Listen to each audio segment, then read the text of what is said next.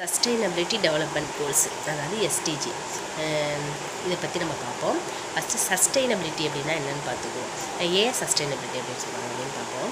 என்ன சொல்கிறாங்கன்னா, ஒரு விஷயத்தை நம்ம மறுபடியும் தொடர்ந்து பண்ணிகிட்டே இருந்தோம் அப்படின்னா, தொடர்ந்து பண்ணிகிட்டே இருக்கிறது, அதாவது நம்மக்கிட்ட இருக்கிற ரிசோர்ஸை எப்படி மறுபடியும் யூஸ் பண்ணுறது அப்படிங்கிறதும், அதனால் நம்மளோட சஸ்டைனபிலிட்டி எப்படி க்ரோத் ஆகுது அப்படிங்கிறது தான் சஸ்டைனபிலிட்டி அப்படிங்கிறது. இதில் என்ன சொல்கிறாங்க, நம்ம உலக நாடுகள் எல்லாருமே சேர்ந்து ஐநா சபையில் ஒரு இது சொல்கிறாங்க. மொத்தம் 17 கோல்ஸு வச்சுருக்காங்க. அந்த 17 கோல்ஸில் 163 டார்கெட் வச்சுருக்காங்க. இந்த 17 கோல்ஸையும் 2030க்குள்ளே உலக நாடுகள் எல்லாமே நிவர்த்தி செஞ்சுட்டாங்க அப்படின்னா ஒரு சஸ்டைனபிளான க்ரோத் நம்ம எல்லாருக்கும் இருக்கும் அப்படின்னு சொல்கிறாங்க. இதோட எஸ்டிஜியோட முக்கியமான குறிக்கோள் என்ன அப்படின்னு பார்த்தீங்கன்னா, 2030க்குள்ளே நீடித்த தன்மையுடைய உலக கட்டமைப்பு, அனைவருக்குமான சுகாதாரம், ஆரோக்கியமான வாழ்வு, உலக அமைதி, இது எல்லாத்தையும் நம்ம 2030க்குள்ளார நிவர்த்தி செஞ்சுருக்கணும். அப்படி இருக்கும் அப்படின்னா நம்மளோட சஸ்டைனபிளான ஒரு க்ரோத்து நம்மளுக்கு இருக்கும். நம்ம உலக நாடுகள் அனைத்துக்கும் ஒரு சஸ்டைனபிலிட்டி கிடைக்கும் அப்படின்னு சொல்கிறாங்க. இதெல்லாம் ஃபஸ்ட்டு எப்படின்னா 2015 கொண்டுட்டு வராங்க. எஸ்டிஜி அப்படிங்கிறது 2015 ஒரு 17 கோல் கொண்டு வராங்க. அது UNDP அப்படிங்கிற அமைப்பு தான் அதை ஃபாலோ பண்ணிகிட்ருக்காங்க. ஃபஸ்ட்டு மொத்தம் 17 கோல்ஸ் இருக்குது அப்படின்னு சொன்னாங்களா. அதில் 17 கோல்ஸில் இதில் முக்கியமான கூறுகள் ஒன்று சொல்கிறாங்க. என்ன சொல்கிறாங்கன்னா, எக்கனாமிக் க்ரோத் இருக்கணும், சோசியல் இம்ப்ளிகேஷன் இருக்கணும், அதாவது சோசியல் இன்க்ளூஷன் இருக்கணும், என்விரான்மெண்டல் ப்ரொடெக்ஷன் இருக்கணும்.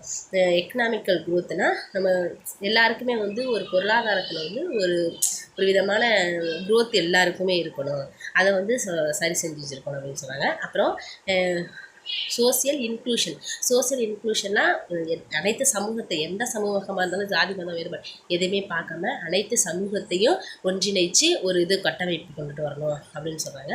அதுக்கப்புறம் என்விரான்மெண்டல் ப்ரொடெக்ஷன், அதாவது சுற்றுப்புறச்சூழல் பாதுகாப்பு இருக்கணும். அப்படி சுற்றுப்புறச்சூழல் பாதுகாப்பு இருந்தால் மட்டும்தான் நம்மளோட ஃப்யூச்சர் ஜென்ரேஷன் என்ன ஆகுனா ஓரளவு ஒரு க்ரோத், ஒரு சஸ்டைனபிலிட்டியை அடைய முடியும். அதனால் என்விரான்மெண்டல் ப்ரொடெக்ஷனும் இருக்கணும் அப்படின்னு சொல்கிறாங்க. மொத்தத்தில் 17 கோல் சொல்கிறாங்களே. அந்த 17 கோலில் என்ன சொல்கிறாங்கன்னா, எஸ்டிஜி சஸ்டைனபிள் டெவலப்மெண்ட் கோல்ஸில் நம்ம ஹியூமன் வெல்ஃபேர் இருக்கணும், இப்போ ஹியூமன் ரிசோர்ஸ் டெவலப்மெண்ட் இருக்கணும், அப்புறம் என்விரான்மெண்ட், இதுக்காக தான் இந்த எஸ்டிஜியை கொண்டு வராங்க. இந்த 17 கோலையும் நம்ம உலக நாடுகளில் எல்லா நாடுகளையும் இந்த 17 இல்லை அப்படின்னா நம்ம உலக நாடுகள் நல்ல ஒரு க்ரோத் அடைஞ்சிருக்கும் அப்படின்னு சொல்கிறாங்க.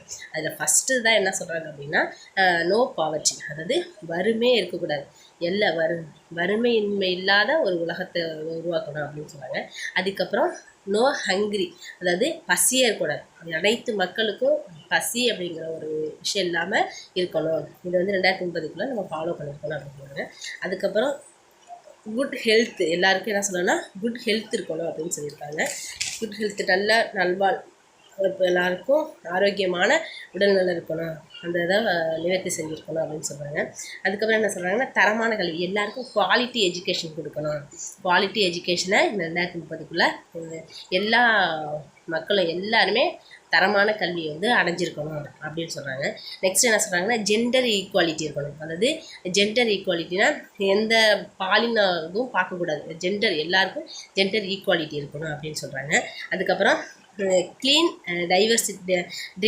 ட்ரிங்கிங் வாட்டர் அண்ட் சானிடேஷன் இருக்கணும். அதாவது க்ளீன் ட்ரிங்கிங் வாட்டர்னால் சுற்றுப்புற நம்ம இதில் இருக்கிற சுற்றுப்புறத்தில் அதுக்கு என்ன பண்ணணும், ஒரு ஹெல்த் இன்ஸ்பெக்டரோ அந்த மாதிரி இந்த இதை சானிடைசேஷன் பண்ணுற அளவுக்கு, ஒரு வாட்டர் ரிசோர்ஸ் பண்ணுற அளவுக்கு அந்த clean water drinking water and sanitation இருக்கணும் அப்படின்றாங்க. அப்புறம் அஃபர்டபுள் அண்ட் க்ளீன் எனர்ஜி அந்த இது இருக்கணும் அப்படின்னு சொல்கிறாங்க.